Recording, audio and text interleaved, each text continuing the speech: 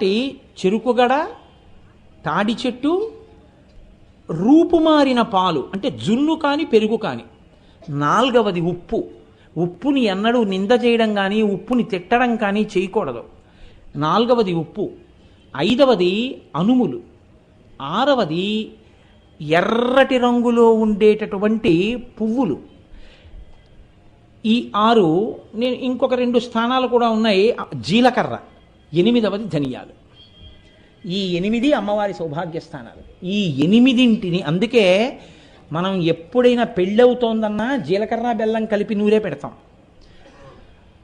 తిన్న ఇంటి వాసాలు ఎక్కడుతున్నాడు రా అంటాం. ఉప్పు వీధిలో పెట్టినా దొంగతనం చేయరు. ఎందుకో తెలుసండి, ఉప్పు ఎలకలు తిన్నాయిరా అని సామెత, అబద్ధం ఆడడానికి. ఉప్పు తినడము అంటే అమృతం తినడము అని చెప్తోంది ఆయుర్వేదం. ఉప్పే జఠరాగ్నికి